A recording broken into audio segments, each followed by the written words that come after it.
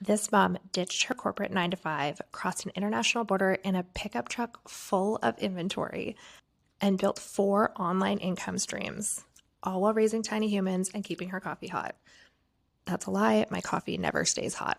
In my convo with Corey Ganim, we spill it all. How I got started on Amazon, what I did before I made internet money, how I landed my first brand direct wholesale deal, even after my payment got declined 4 times trying to pay for the pallet. So embarrassing. And why networking is the real cheat code for building an online business. Whether you're a curious mom, a burnt out corporate girly, or just nosy, no shame, you'll want to check out this episode below. Save it, share it, and tag a mama who needs to hear this. All right, welcome back to the Corey Ganim Show. So this week we have Kate Humphreys. Kate Humphreys is one of my right-hand collaborators. Her and I met at Miami Seller Conference a couple of years back, and she is a fantastic person. You're going to hear her entire story. She's got an awesome corporate background that's translated really well into what she's doing as an entrepreneur and into what she's helping us do with the wholesale network and some of our other businesses. So Kate, happy to have you on the show. I think we had you, this has been maybe even like a year ago. Yeah. We had you on in the past, and it's really good to kind of have another one-on-one episode. Yeah, no, thanks for having me. I'm excited to get on here and chat about what we've been doing lately and what we've been working on. So thanks for having me. Yeah, of course. Now, why don't you give everybody kind of your background, give everybody your elevator pitch on kind of who you are and what you do. Sure. So I used to work in corporate, and I left my corporate job when I started having kids and left it to make internet money. So I'm doing a couple of different programs online, different ways to make internet money, but essentially just building up that freedom to be available for my kids and my family, and also still make money and contribute to the household. And I'm doing a lot of that through networking. So lots of kind of conferences and events and things like that, and networking myself into opportunities and sharing that with other people, especially moms, to show them how they can do the same and earn some internet money.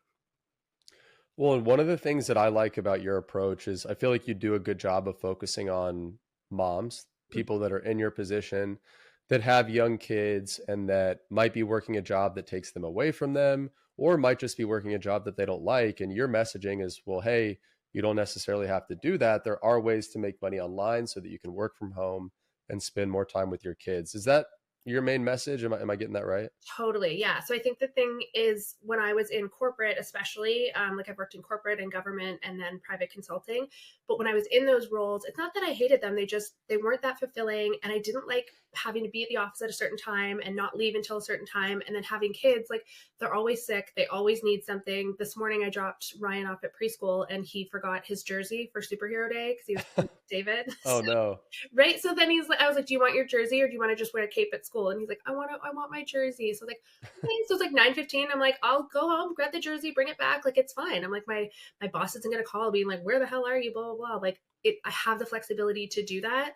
And I can just work a little bit more in the afternoon if I need to. But just that flexibility is huge with little kids because you can be present there. And I feel it's a little bit of a crunchy mom thing maybe, but from 0 till 7 is when your kids like really develop their internal monologue and their inner voice of what they think and how they speak to themselves. So Uh-huh. for me, it's really important to be as present as I can be, as much as my kids are still in daycare. We take them out of daycare all the time. They're home a lot. They don't go for full days. So being able to be available for them in like what I think are those critical years is huge. And when I was working in an office, it felt like I couldn't do that. And Right. so I want other moms to know that there is internet money to be made. It's not an MLM pyramid scheme scam thing at all. It doesn't have to be like the beach body workout all the time stuff. There's a lot of other ways you can segue your professional experience into making internet money, like just doing it online. It's hard to see. And then once you see it and you're in there, you're like, oh my gosh, there's so many opportunities. I can't pick one. And that's where I'm at right now. I'm like, I want to do them all. They're so exciting. So yeah. Yeah, it's not one of those things where you've got to go pitch all your friends and family on the next multi-level marketing scheme, right? There are so many different ways to do it that don't involve that and that are, depending on your skill set can be better suited for you or better suited for somebody else. Now, you've got a lot of different things going on. You're making money in a lot of different ways, and we'll get to that here in a second. But before we do, can you give us just more of your corporate background? Like what skills did you develop in that setting that have now translated to what you're doing here? Sure. So we were talking earlier about the budget for the wholesale network and organizing that. And sometimes I look at it and I think, oh, what am I going to do here or there? And then realizing that when I worked for Shell, it was oil and gas, and I was the environment and regulatory coordinator. And I was a junior when I started, and the senior quit out of nowhere, and my boss got fired and my manager got fired. Like, it was bad. So Yeah. I was the only one left there. And so corporate was messaging me being like, hey, have you done the budget for next year? And I was like, what? And so I looked at the budget, and it was $7 million that I had to decide. Like, it was 4 million of 4 million of operational expenses, and then 3 million of capital expenses.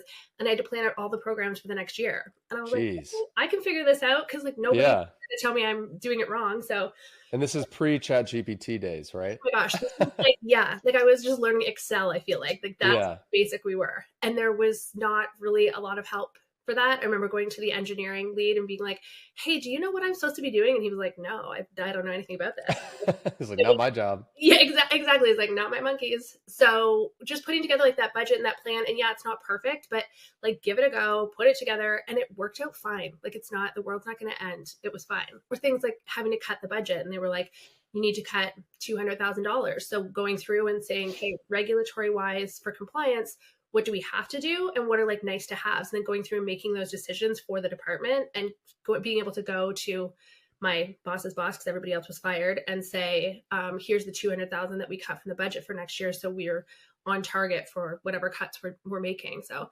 that part was really cool. And working for a big company like that, like they're a global company, they're pretty huge. And I think they're in the top 5 companies in the world. Does that make sense? Top 10, maybe. I think they dropped to 12 last year, but they were in the top 10. And then I worked for government for a little while, and in the environmental and consulting and industrial realm. And then went to consulting, like just regular consulting, which was the job I was at before I came into internet money and all of that. So yeah, I've tried a few different things, kind of government, public, corporate. And I enjoyed them, but this is way better. Yeah, definitely. Well, the overarching theme across all your roles seems to be just a willingness to figure it out and an ability to figure it out. And I think that is one of the most key traits of an entrepreneur, is simply not only the ability to figure it out, but also the willingness, right? A lot of people, when they come to a crossroads or they come to a situation that's just a bit more challenging than they're used to, they don't take the time and they don't take the effort to figure it out. But that's what it takes as an entrepreneur to be successful. So let's kind of let that lead into what you're doing now as an entrepreneur, as you know, I guess a member of the wholesale network team as well, right? What are all the different ways that you're making money? Sure. So yeah, to your point there, it's like you've got to be delusional, just a little bit delusional enough to think that you can do it and figure it out. And that's definitely like what I've got there, and that resiliency. And I've always kind of had that, especially with the corporate role. It was really challenging learning all of that. So now what I'm working on, so there's a few different kind of areas. One is the Amazon influencer program. So it's you don't have to post on your social media, you don't have to post your face. Those are the parts that I love about it. It's literally just reviewing products and then putting them up on the Amazon pages, like the product pages, and people view them. And then when they make a purchase, you get a commission on that. And you can earn really good money. So I did a bonus program that they had. And they said not to talk about it, but like, it's fine. Who cares? So, Yeah, it's Amazon. Amazon's like, don't you talk? I'm like, I'm gonna tell people. But Yeah. it was great. They paid like, I don't know what it was, $100 a video or something. So I made like 6 grand Canadian in January. Oh, wow. Yeah. How many? So just for one video? Well, no. So I did like 70 something videos, like a whole bunch. But I'm saying they were paying $100 a video just for what, like a 30-40 second video? Yep. 30. It had to be 30 to 60 seconds, and the item had to be less than $10 on their Oh, platform. I would have done that. Like, I wish I would have known about that. You had to be That's easy. This is the thing. This is where you're like, oh, luck is when was it preparation meets opportunity. So you've got prepared, you've got to apply to the influencer program, and then it's an invitation to be in it. Program. Yeah. So right. They emailed me and said, we're inviting you to be part of this program. So like, you should get in at 100%. I've got to just say, for $100 a video, hell yeah. Right? There's a but guy. That was a one-time promo, right? That's not a normal thing. No, but they do it like once or twice a year, I think. So it hasn't come back around, but it hasn't been like a full year yet. So I'm excited to see, like, this one was a push for items under $10 because I think they were trying to compete with like Temu and all of that. But then they'll have another kind of push on a different sector that they're trying to market. So Yeah, but I was going to say, so there's a guide in my stand store on my Instagram, and it's just free, and it's how to get into the Amazon influencer program. So I'm going to hold So you is to that. that just go to your Instagram and that's just the link in your bio? Yep, link in bio, and you just put in your email, and I'll send it to you. It's I don't know, 10 pages long, and What's your Instagram? it's kate.ecommerce. So it's down on the screen here too. Yeah. Okay, kate.ecommerce. Yeah, and we'll put that in the description if you're watching on YouTube and then the show notes if you're listening on the podcast as well. Yeah. Now, so just out of curiosity though, that $6,000 that you made making $100 a video, how long did it take you to make those 70 videos that made you that $6,000? I honestly, so I bought a few things for it, but you can just review stuff you have around your house. So you can Right. use like a seller amp to scan it and see what the price is to make sure it's under the $10 or whatever.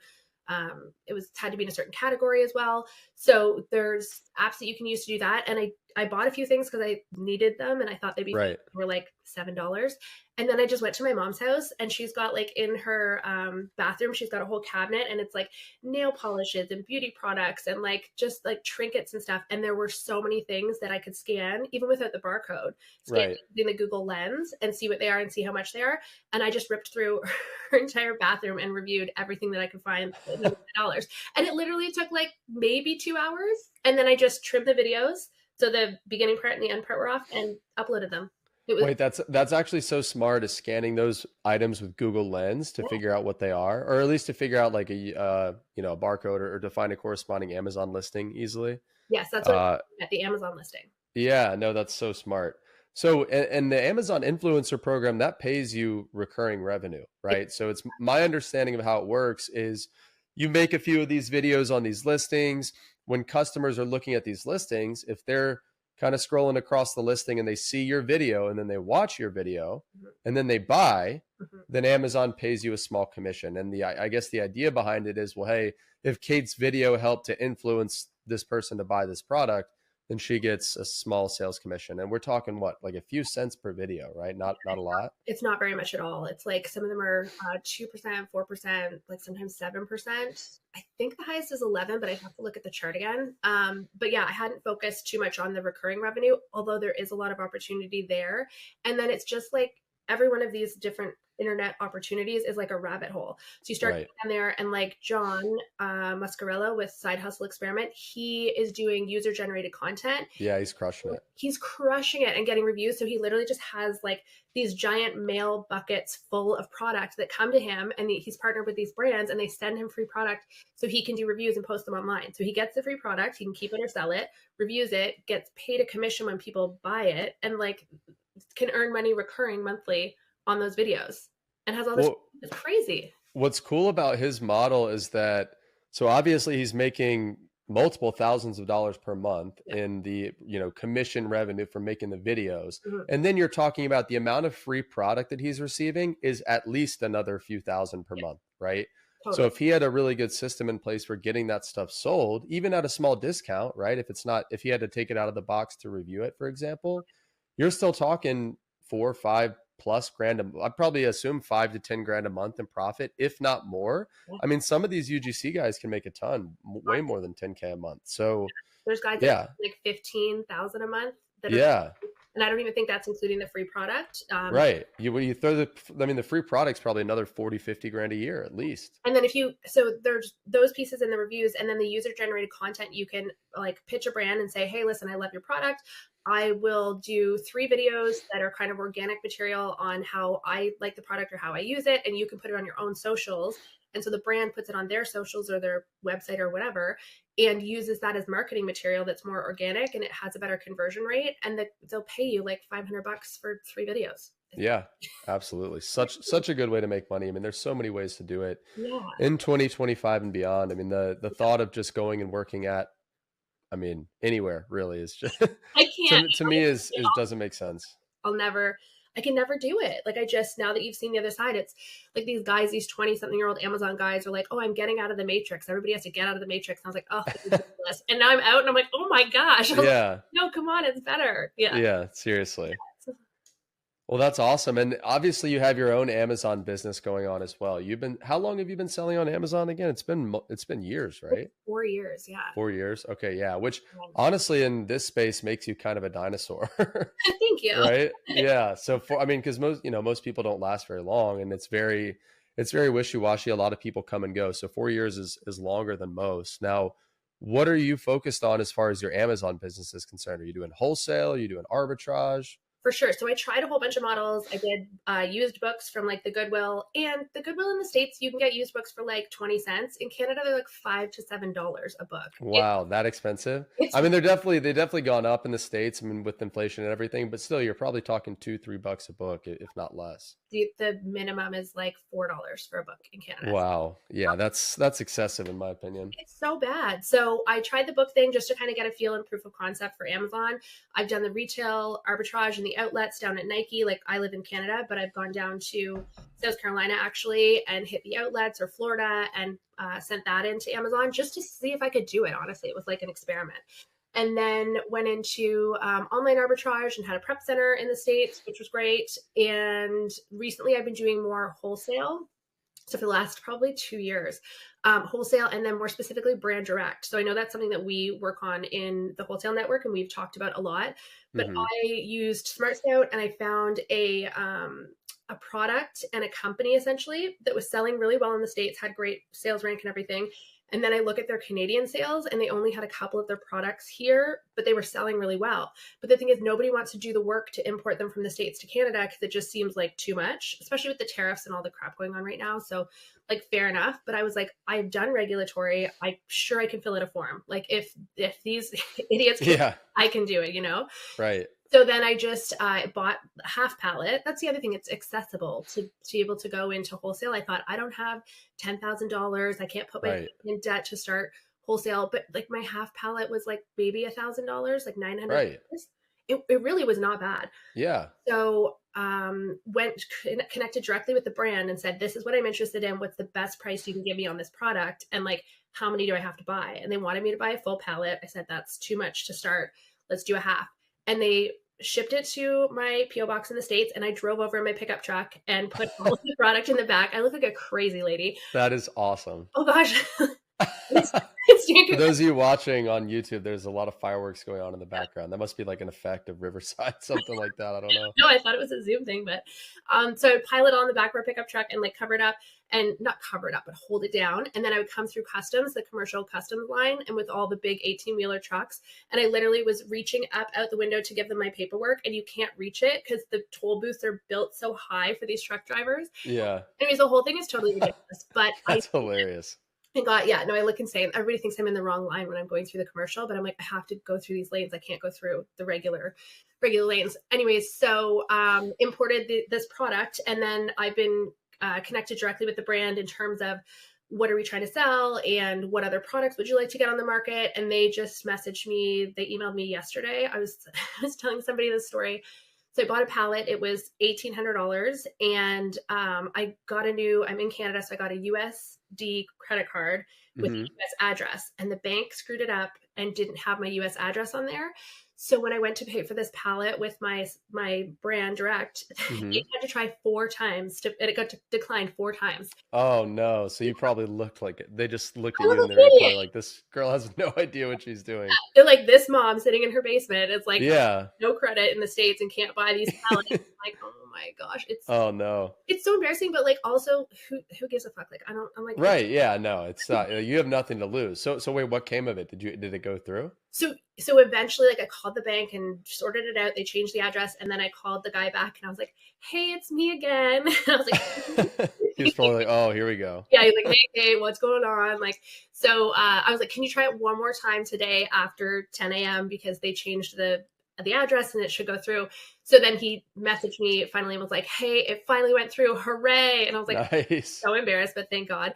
And then in the email just below, he's like, hey, also, we have this pallet of this product that's similar to what you're buying. It's discontinued. We're trying to move it. Would you like to try and sell it in Canada?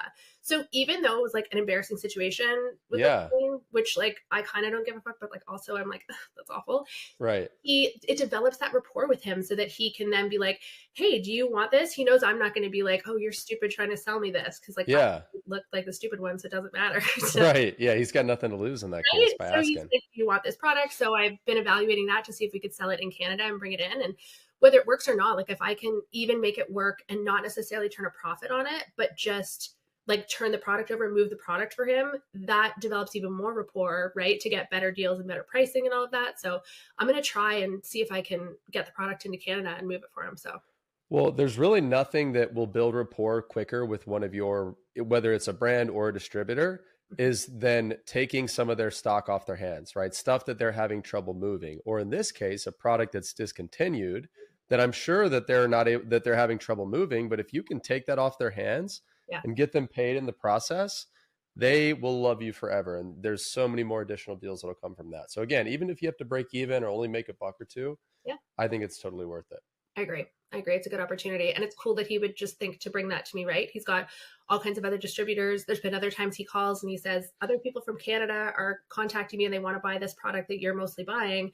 I want to ask you first, do you want to buy this pallet? And I'm like, yeah, send me the pallet. Don't sell it to other people. So Yeah. like, that's huge. Well, and so you found this brand. Kind of walk us through how you found this brand. So you said you found them on Smart Scout. What are the actual steps that you went through? So I went in to look, I'm trying to remember because it was so long ago. It was more than a year ago. But I went into Smart Scout and I used, I think, the product tool and then Or you mean the brands tool probably? I don't even think it was the brand tool. I feel like Oh, it was product, because they do have a product tool where they have basically a database of every ASIN on Amazon. yes. So I went in and I'm sure it was the product one. And so I looked at how looked at the rank, looked at the product, it looked decent, and then went over and looked at on Keepa, I think, and checked it out on Keepa. I tried to look at all of them. So I looked at Smart Scout, I looked at Keepa, I looked at Seller Amp, and I was like, on Seller Amp, I was like, this is selling, I don't know, like 1,000 times a month or something, and it had Hmm. 12,000 reviews. Like it had a ton of reviews in Canada. Wow. That's And this is in Canada, yeah, which is significant. yeah. So then I looked at the number of sellers and the price, and I was like, well, if I could get it for this price, and then I have to account for the exchange fees because I'm Canadian to American and then back, and the Right. tolls and the shipping and the tariffs because we have tariffs. So I had to like classify the product based on the code and then see what the tariffs were. And I ran the numbers. I was like, this actually turns a profit. So then I was like, well, do I go to a distributor or just go to the brand? I was like, I'm just going to call the brand direct. So then I think Yeah. LinkedIn and found the guy from the company and called him up and was just super friendly as if I already knew him. And he was like, okay. And then he sold me the half pallet to start. And like, it just kind of evolved from there. We had a conversation last week where he's got, there's actually 3 brands under their kind of umbrella brand. And he's Hmm. like, I don't know why everyone calls about this one product, the one that I'm selling, and not the other 2 brands. And I said, they're not on Amazon, like on Canada. And then he was talking about how they're having issues with resellers not following MAP and they can't control their supply chain. And they have an Amazon rep because I said, can I help you with the Amazon side of things and get kind of your e-commerce in order and get a more cohesive brand online? He said, Yeah. no, we have a consultant who we work with. And I was like, okay, that's fine. I said, what about on the Canadian side? So trying to like help where I can and then talk Yeah. about his pain points. And I said, have you considered for people who aren't following MAP or you don't know where they're getting their supply, have you considered doing the transparency codes? And he was like, Right. our consultant never mentioned that to us. And I was like, okay, well, here's what it is and here's how it works. And that could be a good opportunity and something to try to help control your supply chain and keep your prices where you want them. So bringing value Absolutely. like that to just kind of find their pain points and then bring value or bring solutions. And I don't know how exactly I would implement it, but I can figure it out. So yeah, I pitched him on that and he sounded interested. So he was going to talk to the owner and see what he thought. And then we'll go from there. I'll just stay in contact. Well, that's just another one of those situations where, like you said, you'll just figure it out. And that goes back to that ability that you've kind of displayed throughout your whole career, is just the ability to figure things out. And I love what you did there in focusing on his pain point. It's like, well, hey, if you're having trouble with unauthorized sellers and you can't figure that out, here's a solution to that problem. Oh, your current consultant hasn't suggested that? Okay, well, here's what it is and here's how it could benefit you. And by the way, if you want my help, I'm happy to help. Yeah. Yeah. And I'm sure that there's a follow-up conversation that's going to come out of that. And whether or not they choose to work with you, that relationship with that consultant probably isn't going to last forever. So if you can stay on top of them for that specific opportunity, then that could be great. But in the meantime, obviously you'll just keep selling the one brand that you've been selling and continue to be a great customer that pays their bills on time. Yeah, that'd be amazing if it turned into something bigger. And that's kind of the play. And it's been a long-term play. Like I've been purchasing from them for over a year. And I kind of know the setup and the players and who their consultant is and went and found their consultant on LinkedIn. So I've got a really good Nice. idea of like who they are and what they're about. So yeah, I've got kind of the landscape, and it positions me well to be able to take that over if there's ever an opportunity. That'd be amazing. Yeah.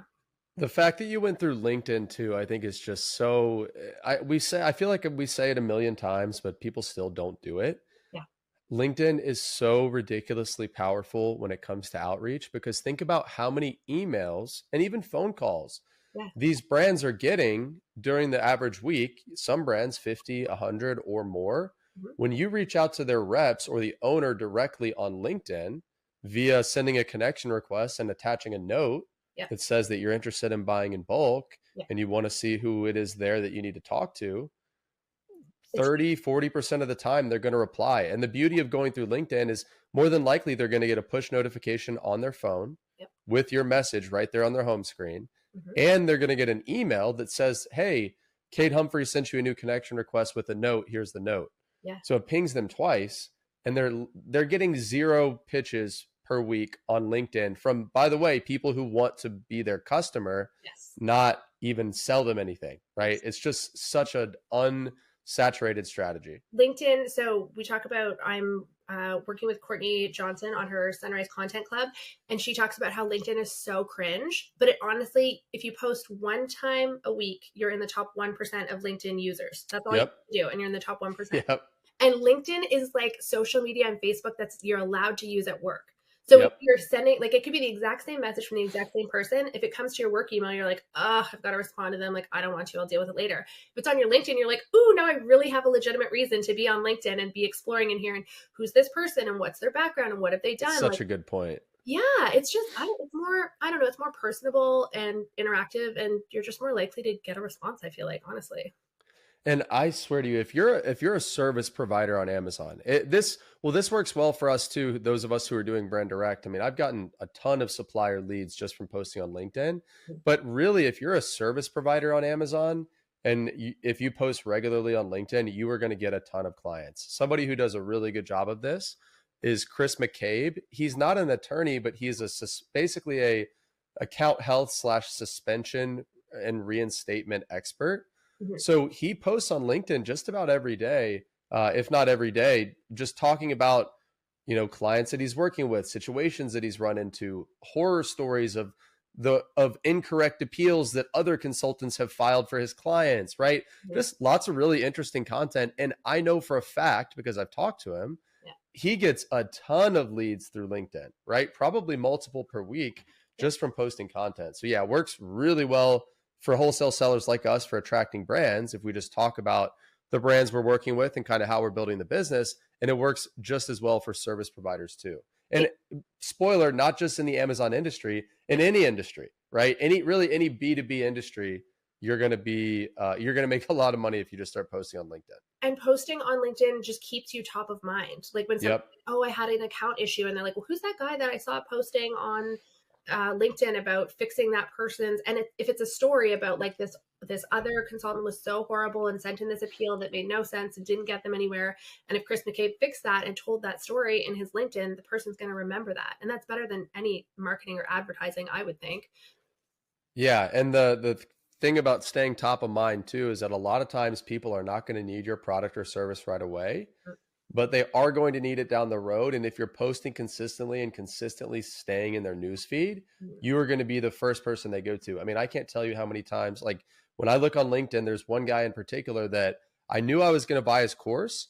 Mhm. I just wasn't ready to buy it right then, right? I was planning to do it, 2-3 months later. And every day when I log into LinkedIn, his posts are at the top of my feed. He's posting every day. And then when I was ready to buy the LinkedIn course, I bought it from him. Yeah. Right. So it works the same way for you. I Yes. think if you're a wholesale seller and you want to attract brand direct opportunities to you, if you're posting on LinkedIn every day, brand owners are seeing your stuff. They're probably not going to reach out on day 1. No. They might not even reach out on day 300, but eventually over time, they are probably going to reach out to you first because you've been top of mind, in sight Building constantly for a long time. Mm-hmm. It builds trust, it builds rapport, and yeah, it's huge. This kind of plays into the personal brand piece. So I know that you do a lot of personal branding, and through the podcast and your content and all of those pieces. And personal branding is something that I've been looking at as well recently. And I don't have a clear path on like what that looks like. But right now I'm just trying to put out more content, have more conversations, more networking. And I mean, it's building. There's other opportunities that have kind of come up even over the last 3 months that wouldn't have happened before that if I didn't have that personal branding piece. So do you have any advice on the personal branding front? And if somebody were to like invest in creating a personal brand, or some kind of easy, actionable tips for how to create that personal brand? Yeah, definitely. So I think first of all, you got to identify what your key, whether you're better on video or whether you're better at writing, right? Because that's really the two, I think the two key ways to kind of build your brand is either on video or by writing. So determine which of those is your strength. Personally, I think video is a little more powerful because people want to see you, they want to get to know you. And with AI doing its thing these days, a lot of writing is just noise. So unless you're an exceptional writer, it is harder to break through the noise creating written content. Mm-hmm. Now, when it comes to getting on video, this is a tip that I gave somebody in a podcast yesterday.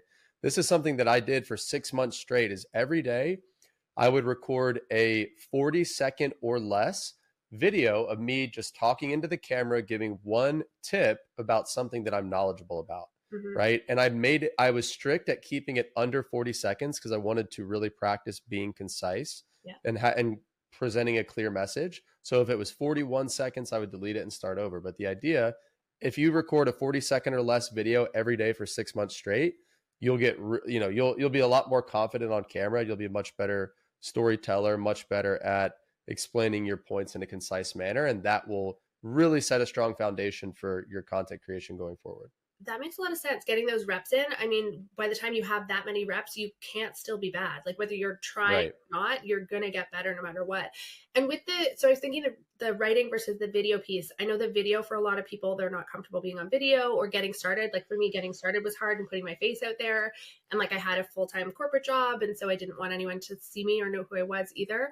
But one of the things that Reezy said at Miami Sellers Conference, I don't know, 2 years ago, he's like, the first time you pick up that camera, it's so heavy. Like Yep. it's so heavy. And he's like, you just got to do it. And I think of that all the time and being like, just Absolutely. try it, get started. It's not going to be perfect. It might not look fantastic, but get the reps in and like, it will get better and it'll get easier. You stop caring as much. Really. Absolutely. Yeah. And something I've been thinking a lot about recently is like, it would like if you go like all the time, even still, I've been doing it for 2.5 years now almost. And there's days when I'm just walking down the street and I'm like, ugh, I don't want to like pull my camera out here. Like it feels so cringe. Like people are going to look at me. Yeah. What am I going to say in this video? I look stupid. Then I think to myself, I'm like, honestly, we're all going to die and like nobody's going to give a shit. So like, Exactly. I think about that all the time. Yeah. We're all gonna die, and no one gives a shit. No one cares what you're doing. Right. Nobody at all. So I'm like, if I could help like one mom figure out how to make $100 on the internet or like $1,000 on the internet, why wouldn't I do that? Why would I play small and like keep it to myself if I could help somebody else just because I don't want to look cringe? Like it's irresponsible of me to keep it to myself. That's how I feel, honestly. No, and I completely agree. Now, one thing when it comes to written content, so if somebody listening does decide, well, hey, I feel like I'm a good writer, I want to start off on either Twitter or LinkedIn or even something like a Medium or, one of these kind of like writing platforms. Mm-hmm. Well, really, this only applies to other social media like, Twitter or LinkedIn. But really the key to growth there is one, publishing every day. And then two, commenting on other people's posts, right? Engagement is really going to be the key to growth, especially in the early stages. Because early on, you're not going to get a lot of impressions on your posts. Not many people are going to see your content. So the best way to get your name and therefore your profile in front of more people early on is to go and comment on other people's posts, other people in your industry, bigger influencers where a lot of people are going to see their comments. And if you can add a really good, thoughtful comment to a big post, it's not unrealistic to get hundreds, if not thousands of eyeballs on your comment and on your profile as a result. And then some people naturally are going to go and follow you, assuming you have an optimized profile. So really make sure you have an optimized profile and then go engage with other people's stuff every day if you're taking like the written approach. Yes. And one of the things that I'm trying to get more comfortable at, especially on LinkedIn, instead of just being like, oh, congratulations on your promotion or congratulations. Yep. I mean, not on people's promotion posts, that would be rude, but saying something a little more contrary or bringing a different opinion or a different perspective and not being afraid to kind of, I don't know, go against the grain a little bit and start a conversation. Even if people say that's so stupid, I think that's the worst idea ever. Engagement is engagement. So Yep. I'm trying to try that more without worrying too much that I'm going to be canceled or my reputation is going to go Right. down or whatever, you know. But I think that that's powerful as well. Absolutely. And really the best way to engage, the best engagement is you just genuinely reacting to the content. So if it's let's say it's on Twitter and you're reading a thread about how to do XYZ. I mean, a really good comment, some really good engagement would be pointing out which particular point you enjoyed Mhm. and maybe adding, one or two points about why you enjoyed it or how it's applied to you or your situation. Mhm. Just genuine, insightful stuff, not chat GPT generated. Like that's the one thing that I think really ruins somebody's brand. And you see it so often, especially on LinkedIn, Yeah. are these chat GPT or just AI generated comments and AI generated engagement. To me, I think that is probably the most unprofessional. Like it's such a bad look to me. Yeah. If I see you posting like a chat GPT comment on my stuff, I automatically just think you're a clown. Yeah. So I'm sure that other people think the same way. And it's just, yeah. So it's It's just just hard. It's easy to stand out and just be a normal person. yeah, it's not as genuine. You see, there was an influencer, I was looking at her stuff the other day, and every time somebody commented, it's not like the many chat reply that's like, hey, it's in your DMs or check Right. messages. It was like meant to sound like it was her commenting, but they were just such bland, like generic comments that didn't Yeah. really match the tone of what the person had written as the comment. Like the responses weren't matching. So I Right. was like, that's interesting. But I know she's got a marketing team behind her now, so they're probably pushing that, right, to help Yeah. engagement and like the pure volume of what she's trying to do. So it's Yeah. I awkward. mean, for some people, I guess for some people it works, but yeah, for me, I don't think it's the best Yeah, strategy personally. fair with the personal brand makes sense. Well, let's transition into talking about how you got to working for us inside the wholesale network, right? So I remember, at least the way I see it, we met at Miami Seller Conference. I guess this was last year, not 2 years ago. Yeah. But we kind of met briefly in the lobby, right? I got to meet your family and we kind of just said hello because we recognized each other from social media and left it at that. And we interacted a little bit throughout the weekend, but it wasn't until I think a couple weeks later where Grant, our mutual friend, said, "Hey, Corey, because I guess I was in the market for a community manager. I wanted to bring someone on board the wholesale network team." And he was like, "Hey, you should go talk to Kate. Mhm. She's really good. She has an operations background. She helps run the Miami Seller Conference. I think she'd be a really good fit." Mhm. And so you and I talked on the phone. I think we agreed to like a 60-day trial, basically. Hey, let's just try working together for 2 months and then reevaluate from there. And, to me, and I think to you too, it worked really well and it's still working really well. Definitely. So yeah. So what's your thoughts on your role with the wholesale network and kind of what is it that you do for us here? Sure. So I love it. I love networking and community building and all of those pieces, but I wasn't necessarily I don't feel like had enough knowledge to, or I guess held enough space to do it on my own and create my own community. And I honestly didn't really want to. So then when you were like, I'm creating this community and I've created it and I need somebody to help me problem solve and troubleshoot and keep the members engaged in all these pieces. And I was like, I don't know what exactly the role looks like in terms of what I'll do for tasks and duties, but I said I want to be involved. I agree with this. The wholesale angle to Amazon, I think, is the future and where everything is going. Not even the future; it's now. And the brand direct piece was huge. So I was like, this is something I definitely am aligned with and want to get involved in. And I love problem solving. I love like breaking down the task into all its pieces to figure out what's the best way to do it. Things like managing the budget, I'm comfortable doing. Managing a team, I've done before in like my corporate role. So that transitions nicely over into our team because we've got a number of team members. And so what I do, I think, is like we talked about this before, where you're like the visionary and you've got the idea and you're like, here's all the things that I want to do. And it's like 20 things. And Yeah. I'm the integrator. So I go, okay, those are very cool. Yeah. But we only have enough energy and time to do like two or three. So then we'll Right. sit down and distill them into these are what we're going to focus on. And then you and I sit down and break them out like as a leadership team into here's our goals for the quarters. We call them our rocks, and we use the entrepreneurial operating system. So EOS, yeah. yeah, EOS. And so we lay that out and say, here's how we're going to approach the year and what we're going to try and do in terms of like revenue and value adds for the community and in-person events, and how we can kind of partner with, like we partnered with Seller Snap for Miami Sellers Conference, and we had the Right.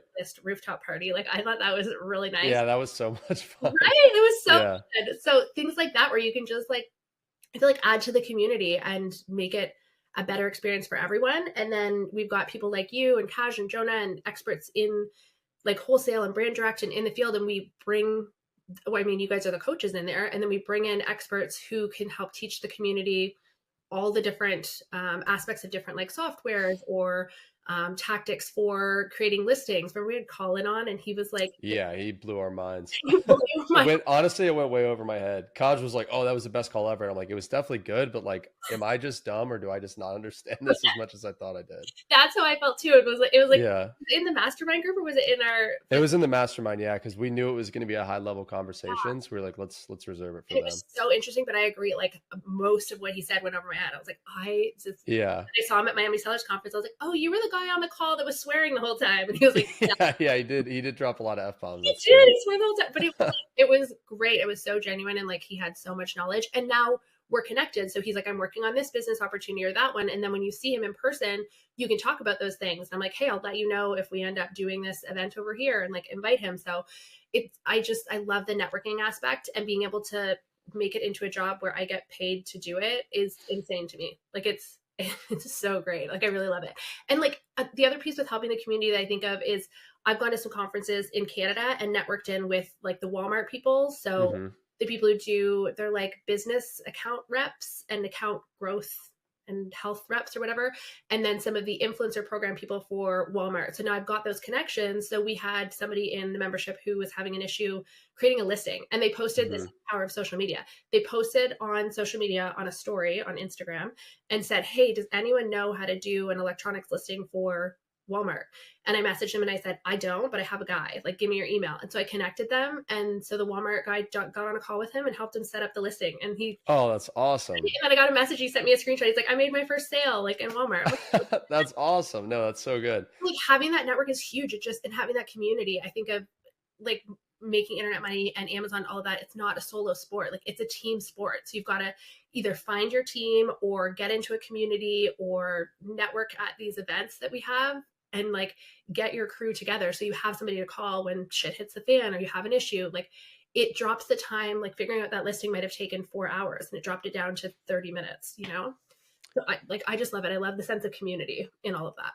Well, and I love that, I love that you're willing to take the time to connect people like that, even when there's no monetary gain for you. But the ROI on that is huge for you, because that person, even if it never comes back from them specifically, they're always going to remember you as the person that helped them solve that specific problem. Yeah. And again, it might not come back to you at all. And it might be that guy goes on to become, top Walmart seller, and you need something down the line and he can hook you up. Right. So you never know. And I think there's so much value. We talk about this all the time, me and you, and just in connecting people and networking with people and meeting different people in different fields and seeing who could benefit from who else. And a lot of times you can monetize that. And there are some very, very wealthy people who that's what they do. They connect for a living and they make millions and millions and millions of dollars in the process. I'm excited to like explore that a little bit more. I've had a couple of investor calls recently to kind of check out the investments. It was in like the environment and regulatory space. And so I met at a conference said, oh, I see that you do environmental work. Can you look at this technology? So I signed the NDA, how to look at the technology, and gave them my rundown. But essentially the process would be, I would connect them with somebody who's looking at investing or purchasing that. And then you would get a percentage of that deal is what they look at doing. So you better get a percentage of that deal if you find them an investor. I spent some time. I got that. Yeah, good. But I love that connector piece. I feel like that could be a really good direction for me to go in. The other piece with networking is like, for me, it feels very natural and I enjoy it, and talking to people and kind of saying, what are you working on? What are you trying to do? And then the next person, same thing, but it can feel kind of abstract and awkward. And so one of the things that I do is I think through, like when I was in corporate, and even now, like we have our goals and everything, for our work and for the business. And so I think through when I was in corporate, I had my like KPIs, so my key Mm-hmm. performance indicators, and I had my top 5 that I had to do every year. So it'd be like, I don't know, hire 3 contractors or get the budget under this or whatever it is. So when I met these people, the Walmart group at the conference I was at, it's awkward, but I'm like, hey, what are your goals for the year? Like, what are you Right. in your role? Like, I know you say you're an account manager, but what the hell does that mean? So I'm like, what Yeah. are you trying to do in the next 3, 6, 12 months? And they were like, then they got into like, I'm in the States and I'm trying to onboard international clients, so get more Canadian clients into the Walmart space, or have US people open up their Canadian accounts. And I was like, perfect. I was like, I'll hook you up with some of the like sellers in America on Walmart.com, and you can open up their .ca store. And now that you've got the support to support that essentially, and that cross border, Right. you can do it. So if he's trying to hit 100 members who have like listed internationally, then he's going to be able to do that if I send him 50 of them. That puts him so much further ahead, right? So I'm like, I'll just tell me what your goal is and your numbers, and I'll help you any way I can. That helps like narrow down your focus. You're not, I mean, not that it's wasting time, but you can really make impact that way. So that to me is like a bit more of a formula for Yep. networking that might work for some people's brains. Well, really, all you're doing is you're solving problems for people by connecting them with, but really, you're finding people who can solve other people's problems, is what it comes down to. Yeah. And the bigger the problems you can solve, the more money you're going to make. That's pretty much what it comes down to. I heard a story recently. It's kind of the last point I'll make on the connector topic, and then we'll go ahead and wrap it up. But I heard a story recently of a guy. This was back when I don't remember the exact team. I guess who was it that moved to Vegas, right? What football team moved from, like, was it Oakland? Was it the Raiders that moved to Vegas? Anyways, there was one football team was moving from one city to another. And there was a guy that essentially made that happen. The owner wanted to move cities, and he ended up going to this guy who has a connection with, folks at the city, lots of the heavy hitters in the destination city. Yeah. And he said, hey man, we want to move our team to that city. Yeah. Can you help us out?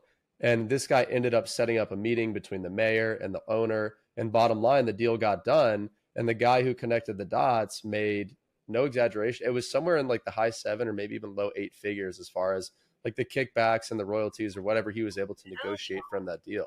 Right. That's unreal. And all really if you think about dollars per hour, really all that took for him to do is probably one initial call with the first guy, one initial call with a guy he connected him to, and then just patience over the course of probably the year or two that took to close. Yeah. Right. But that's just, it's crazy. There's so much opportunity. Anyway, so yeah, get in there and network and make the connections. And it doesn't have to be, sometimes it feels like it's a bit transactional in that, but it really doesn't need to be. It can be just a genuine, what are you up to? How can I help out? And just putting, like, I think of it as good karma. You're putting like good karma and goodwill out there, and then it will come back to you at some point. It doesn't have to be like one for one, but at some point down the line, a couple years later, that's kind of how I've seen it work.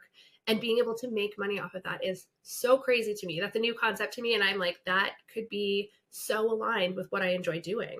Right. And it's really a matter of knowing when to monetize connections and when not to. Great. So in the case of the example that I just made, yeah, that guy moving the franchise to the new city was going to bring in tens of millions, if not hundreds of millions of dollars in additional revenue. So hell yeah, the connector should have been charging for that, right? But there's plenty of situations. In fact, I had a friend recently, a friend who's given me a lot of advice and given me a lot of his time and kind of helped mentor me. And he was looking for a new employee. And I referred somebody to him that I thought would be a good fit. And what I could have done is said, well, hey, throw me a finder's fee or anything like that. But because of the specific situation, I was like, you know what, like, here's this guy, I think he'd be a good fit. Don't worry about it. Yeah. Because it's really knowing when to monetize versus when not to. Yeah, for sure. I totally agree. Yeah, absolutely. So Kate, I've enjoyed the conversation. We're having a lot of fun inside the Wholesale Network. And so the folks that want to apply to that and join our community can do so at wholesalenetwork.io. But Kate, in the meantime, tell people where they can find you. Where can people go and connect with you? Definitely. So all my socials are kate.ecommerce. I'm mostly on Instagram, Reels, and Twitter or X a little bit. And then LinkedIn, I've opened up my kind of goal when I quit my corporate job was to put all of myself out there on LinkedIn and what I'm currently doing with internet money. So I've put it all out there. It's on LinkedIn, Kate Humphreys, and YouTube as well. I started doing some YouTube videos to kind of share my story and my journey. So that's kate.ecommerce on YouTube as well. Awesome. Well, Kate, we enjoyed it and we'll have you back soon. Appreciate it. Thanks, Corey. See you later.